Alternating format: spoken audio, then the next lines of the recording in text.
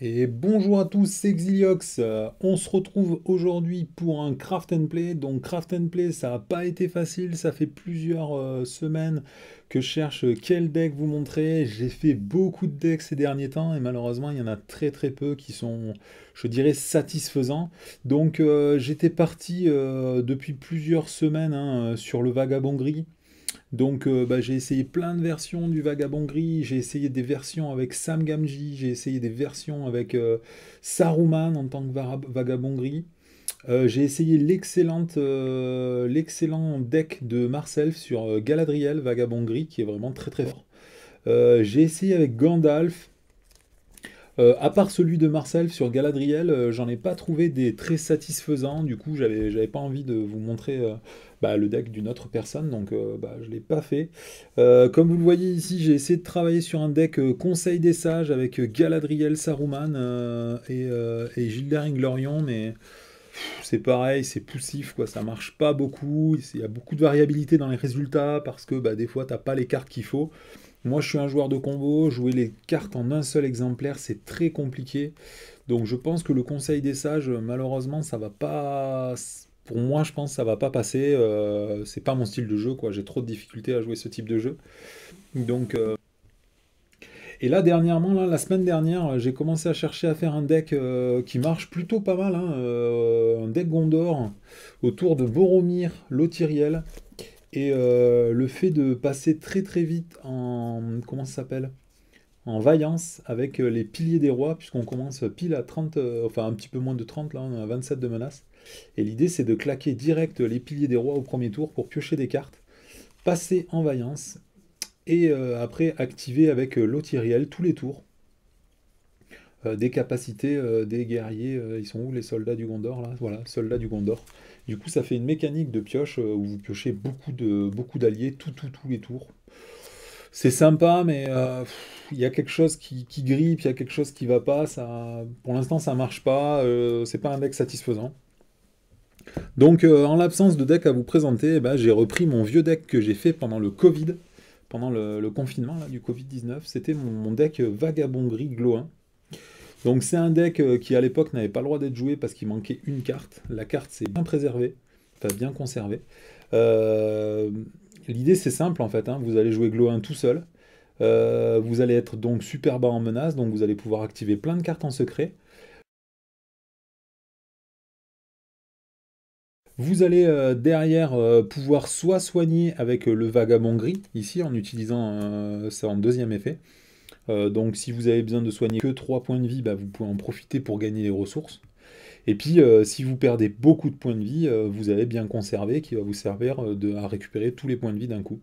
Donc ça, c'est la mécanique de base du deck. Je vous en avais parlé quand j'avais fait la revue de cartes de bien conserver. Bon, moi, je la jouais depuis un mois et demi avant parce que j'avais fait un proxy, on va pas se mentir.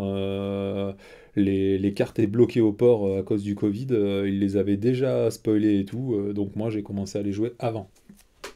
Donc j'ai fait deux parties test cet après-midi que j'ai filmé et que donc je vous mettrai à la suite de ce Craft and Play.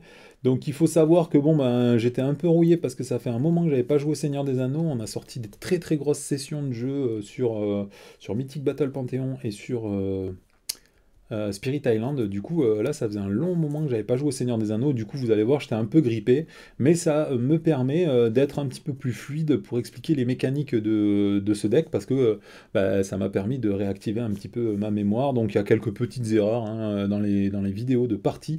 J'en profiterai pour vous les signaler au fur et à mesure. Donc, ce deck, il est simple. Il va consister à jouer Glou 1 en tant que héros et en tant que seul héros et bénéficier de la compétence du vagabond gris. Donc déjà, première chose à savoir, c'est quelle carte on va aller chercher comme attachement avec le vagabond gris.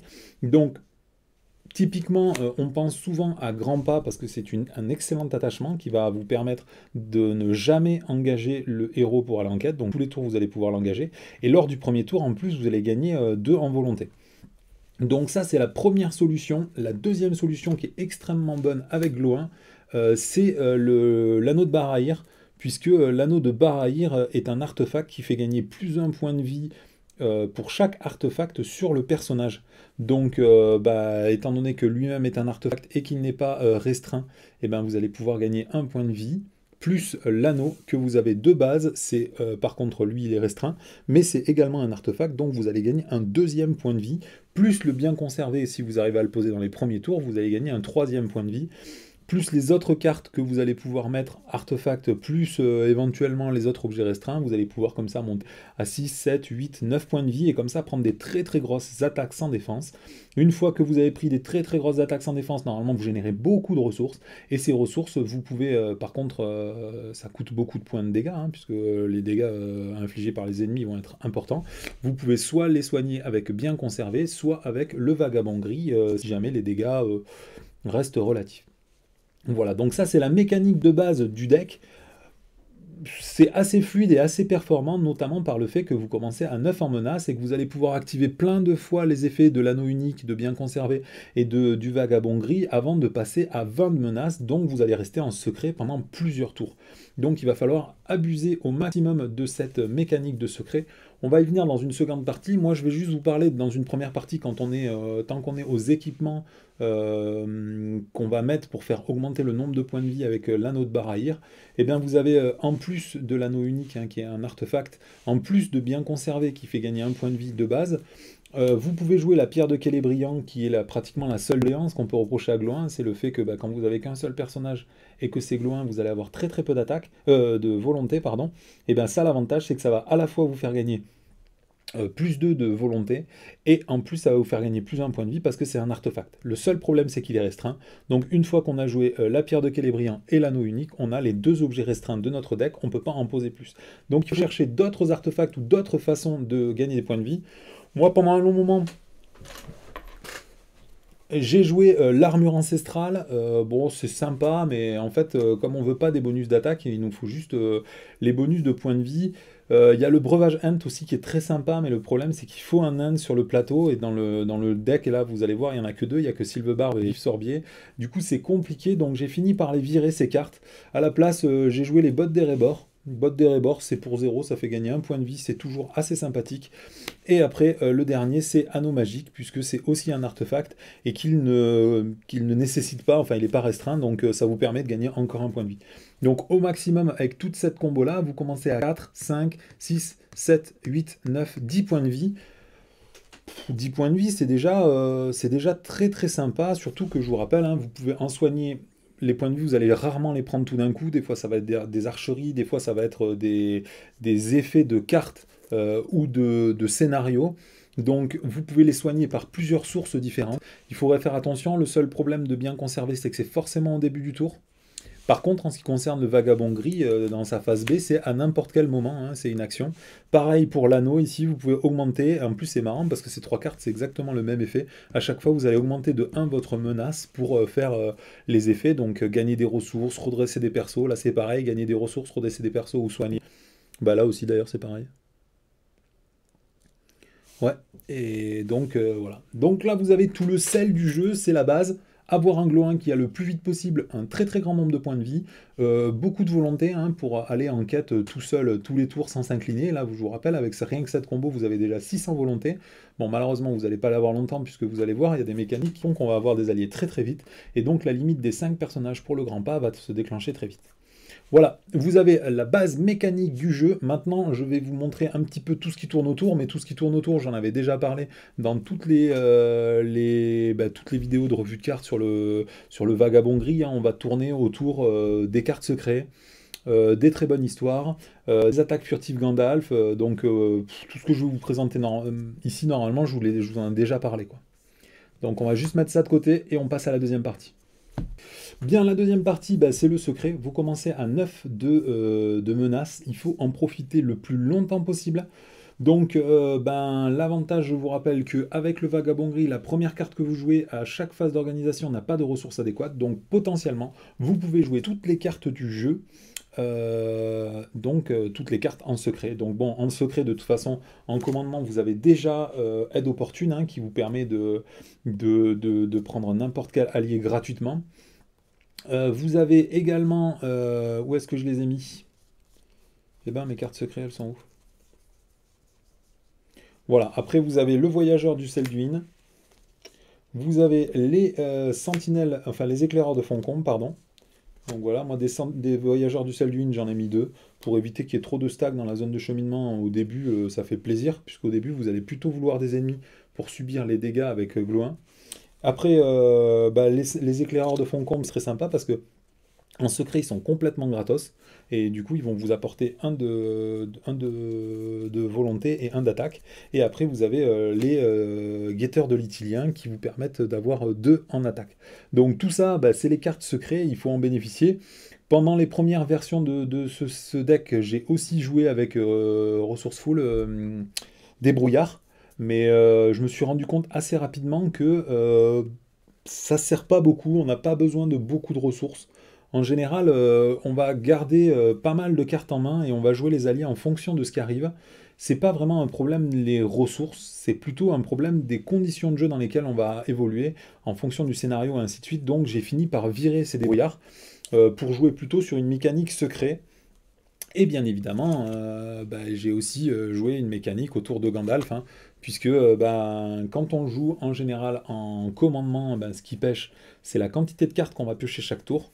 Et pour piocher beaucoup de cartes en général, hein, faire des attaques furtives Gandalf, récupérer Gandalf, le ressortir, encore le refaire et ainsi de suite, avec au corps, à plusieurs reprises, vous allez refaire cette combo tout le temps. Ça permet déjà de piocher beaucoup de cartes pour accélérer la cinétique du deck. Ça permet aussi, dès le début de la partie, d'avoir 4 en volonté ou 4 en attaque pour pouvoir tuer un ennemi, ou si jamais vous avez des gros ennemis, ça fait les points de dégâts aussi. Et puis pour tout le reste de la partie, si vous voulez rester en secret plus longtemps, vous pouvez diminuer de 5 votre niveau de menace. Gandalf, bon ben, c'est un super allié, il existe depuis la boîte de base. Moi je l'ai joué très très très très peu cette combo. Mais dans ce deck-là, de toute façon, il est vraiment indispensable, quoi. Voilà, ça c'était vraiment la deuxième partie du jeu pour accélérer le début de la partie. Dans cette même idée, on va pouvoir aussi bah, jouer des alliés qui coûtent excessivement peu cher et qui permettent de fluidifier le début de la partie. Je pense au mercenaire nain, c'est vraiment un excellent allié qui est très très peu joué, mais qui pallie, comme le dit Rouxor sur le forum, un très gros défaut de jeu, c'est que souvent il y a une très grosse pression dans les débuts de scénario, et que après ça va diminuer. Donc payer des alliés très forts à très faible coût, c'est cool parce que ça nous permet de le garder juste 1 ou 2 tours en jeu. Il faut juste pas oublier de payer la ressource à la fin du tour, hein. Moi, j'oublie systématiquement, donc je la paye soit 1 tour, soit 2 tours plus tard. C'est toujours un problème. Et puis à la fin de la partie, quand on n'en a plus besoin parce qu'on est bien installé, ben, rien ne nous empêche de ne pas payer les ressources ou de le sacrifier sur une attaque trop difficile à tanker pour lui, et puis il disparaît. Donc pensez à ce mercenaire nain qui, je pense, est une excellente carte. Après, les autres alliés très faciles à sortir, eh ben, il y a Enamart Chante-Rivière, à la fois excellent parce qu'il a un en volonté et un en attaque, et puis surtout parce qu'il nous permet de voir la carte qui va arriver tous les tours. Ça, c'est méga, méga fort, surtout que vous avez droit de le jouer, hein, je vous rappelle, avec le Vagabond Gris, mais uniquement si c'est la première carte que vous jouez lors de ce tour. Après, j'ai mis un émissaire de Pélargir, parce que j'adore cette carte, parce que c'est une Magali Villeneuve, et parce que si jamais je mettais pas cette carte, eh ben, j'avais très très peu de cartes Magali Villeneuve, voire aucune. Donc bon, jouer un deck sans carte de Magali Villeneuve, c'est pas possible. Donc on met toujours un émissaire de Pélargir, elle va toujours rajouter, pardon, un en volonté, un en attaque. Et puis je vous rappelle que comme Glo 1 est un noble, et ben quand vous l'allez la poser, vous allez gagner une ressource sur Glo 1. Donc virtuellement, elle ne vous a coûté qu'une seule ressource. Voilà, donc ça c'est toutes les solutions pour commencer les premiers tours assez sereinement. J'ai mis beaucoup d'alliés à 2, mais je vous les présenterai peut-être un tout petit peu plus tard. Ouais. Donc on va s'arrêter là. Là, c'était vraiment la deuxième partie, c'est mettre en place son jeu très très vite lors des premiers tours. Donc troisième partie, quels alliés extrêmement forts vont nous aider quand on est un héros et qu'on est tout seul? Eh bien on va chercher tous les héros du jeu qui sont, enfin tous les héros, tous les alliés du jeu qui sont vraiment puissants en solo. Donc moi j'ai pensé à Pipin, vous allez jouer très très bas en menace. Donc Pipin, vous pouvez le mettre tous les tours en quête et il va se redresser dès que vous allez engager quelqu'un et il va frapper à +2. Donc avoir un allié qui coûte 2, qui a 2 points de vie, qui va avoir 2 en volonté, 2 en attaque et qui peut être utilisé 2 fois par tour, c'est méga fort. Pour pratiquement les mêmes raisons, j'ai mis Hangboard. Hangboard, pardon, il est super fort parce qu'il a 2 en volonté et que bah, c'est ce qui va nous manquer le plus dans ce deck, hein, c'est la volonté. Et puis, si jamais à un moment, vous allez trop en menace, c'est très sympa de ne pas l'incliner pour aller en quête et qu'il est 3 en attaque. C'est vraiment un allié qui est méga fort. J'ai mis Gloin parce qu'il faut piocher. Il y a plein de fois où on va être bloqué parce qu'il manque de pioche dans ce jeu. Pour, comme vous voyez, il y a beaucoup de personnages uniques. Moi, j'ai mis Mary, j'ai mis Erestor pour pouvoir recycler des cartes. Si jamais on voit qu'à un moment, on est vraiment bloqué et qu'il faut avancer dans le jeu, on met un coup d'Erestor et ça repart. Toujours pareil, Vif Sorbier, parce que c'est un monstre, qu'il n'y a rien à dire, c'est vraiment trop fort. Voilà, moi j'ai mis, après les autres alliés, ils sont vraiment très chers, donc je vais peut-être les présenter dans une partie suivante. J'ai mis une exilée errante, donc c'est marrant parce que quand j'ai commencé ce deck, j'avais mis 3 exilées errantes, puis en avançant, j'en ai mis plus que 2. Et puis finalement, en fait, il y a très très peu de situations dans ce jeu-là où on veut sacrifier des cartes, puisque toutes les cartes de ce deck sont vraiment essentielles. Il y a très peu de cartes qu'on va vouloir défausser, et comme il n'y a aucune carte qui est en double, toutes les cartes uniques, elles sont en simple, on n'a pas de carte morte. Du coup, pour défausser des cartes avec Erestor et avec l'exilé errante, c'est super difficile. Et donc, il y a plein de moments où moi, je vais carrément pas utiliser la capacité de l'exilé errante ou pas déclencher la capacité d'Erestor, parce que malheureusement, toutes les cartes que j'ai, elles sont beaucoup trop fortes pour que je me permette de les sacrifier. Voilà. Après, il faut être bien conscient que vous allez accumuler énormément de ressources avec Gloin, grâce à la mécanique que je vous ai présentée avant. Donc, il n'est pas très très grave de mettre dans ce deck des alliés qui soient vraiment très très chers.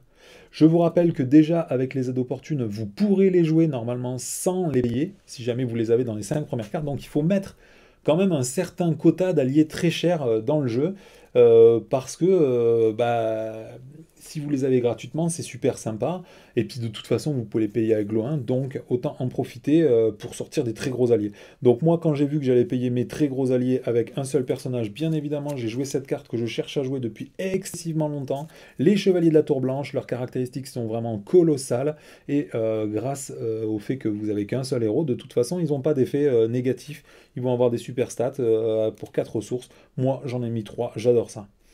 Après, je vous conseille de mettre un Gimli parce que Gimli, il est méga fort. Il va se redresser pratiquement tous les tours. Il a une cinétique qui est vraiment bien, Gimli, parce que vous pouvez l'envoyer en quête. S'il n'y a pas d'ennemi en jeu, de toute façon, il a besoin d'être en quête. Et s'il y a un ennemi qui pop avec la carte rencontre, de toute façon, il va se redresser. Donc, Gimli, c'est un trop bon allié. J'ai mis Fyrial, puisque même si elle coûte 5 et qu'elle est connaissance, la première carte, je pourrais la payer avec les ressources de Glow 1, donc il n'y a pas de problème. Et Fyrial, quand vous l'avez en solo, c'est fort, parce que vous allez révéler qu'une seule carte par tour. Donc diviser la variance par 2, c'est toujours assez fort, donc on en profite. Glorfindel, pardon. Donc Glorfindel est un excellent allié, parce que vous allez voir qu'il y a plein d'effets dans le jeu qui vont accélérer le jeu toujours, et au bout d'un moment, très vite. Vous allez vider votre pioche, et vous allez vous trouver à court de ressources parce que les alliés, quand ils vont mourir, vous n'avez rien pour les récupérer. Avoir Glorfindel pour pouvoir le repayer tous les tours et pour pouvoir le resacrifier, et je vous rappelle qu'il a quand même 4 points de vie, donc il peut encaisser énormément d'archerie si pour des raisons X ou Y, on ne peut plus les encaisser avec Glow 1. Glorfindel est un très très bon allié dans ce deck. Pour les mêmes raisons, j'ai mis Vif Sorbier, qui est vraiment un excellent... On le voit pas, le pauvre petit Vif Sorbier, donc on va le mettre là. Voilà, un excellent allié, très fort, très solide, il fait tout seul. Voilà. Donc là, vous avez quand même beaucoup d'alliés, et c'est pas pour rien que vous avez beaucoup d'alliés, parce que malheureusement, dans ce deck, comme vous avez qu'un seul héros, il vous faut des alliés pour faire face à toutes les situations de jeu, où vous allez être dans un niveau critique, où il va falloir, si jamais vous prenez trop d'attaques sans défense et que vous avez plus de points de vie, parce que ça peut arriver que vous soyez submergé par des ennemis, vous allez avoir des très gros problèmes pour les gérer. Donc maintenant, comment est-ce qu'on peut encore accélérer toute la mise en place de tout ça? Eh ben, vous avez toujours les mêmes cartes, hein, je vous les présente dans une dernière partie de la vidéo, c'est de suite. Donc on vient de voir qu'il y avait beaucoup de très gros alliés dans le deck, que vous n'allez pas forcément tous payer, ou que vous allez assez facilement payer, même au début de la partie, hein, avec Glow 1, avec des aides opportunes. Une fois qu'on les a sur le plateau, eh ben, c'est extrêmement sympa de pouvoir soit les utiliser, soit à la fin du tour quand on les a gardés et qui ne servent à rien, ou même au début d'un tour parce qu'on veut encore accélérer le jeu, c'est sympa de pouvoir utiliser une très bonne histoire. Une très bonne histoire, c'est une carte excessivement forte, surtout quand vous avez des très gros alliés qui peuvent potentiellement pas servir. Si jamais par exemple vous faites une attaque furtive sur Gandalf pendant la phase d'organisation pour accélérer, parce que sinon vous n'avez rien à jouer, et ben Gandalf il part avant la fin de la phase d'organisation et du coup il vous sert à rien pendant le tour. Donc pendant la phase d'organisation, c'est sympa de pouvoir l'incliner avec une très bonne histoire. C'est pareil pour tous les très gros alliés que j'ai présentés ici. Je vous rappelle par exemple Glorfindel, hein. Bon, Glorfindel, eh ben, vous avez n'importe quel moment, une fois par phase, vous pouvez défausser une ressource pour piocher, pour le redresser. Donc rien ne vous empêche de l'incliner avec une très bonne histoire. C'est pareil pour Sylvebarbe, hein. Sylvebarbe, s'il a 2 ressources, vous pouvez le redresser. Et puis surtout, avec une très bonne histoire, ce qui est sympa, c'est les cartes en secret. Parce que les cartes en secret, ben, typiquement, vous prenez le guetteur de l'Itilien ou celle du 1 ou même lui, hein, les éclaireurs de Foncombe, vous les payez tous 2 de moins. Donc bah, quand vous les jouez, ils ne coûtent qu'une ressource. Mais une fois qu'ils sont sur la table de jeu, ils coûtent 3 ressources. Donc quand vous les inclinez pour jouer une très bonne histoire, ils rapportent 6 ressources. Et donc vous allez pouvoir mettre des alliés en jeu pour une valeur de 6 ressources. Donc tout ça fait qu'une très bonne histoire marche excessivement bien dans ce deck parce qu'il y a beaucoup de cartes en secret. Donc pensez-y, une très bonne histoire. De toute façon, quand vous voulez faire un deck extrêmement fluide, ça passe souvent par une très bonne histoire, quoi.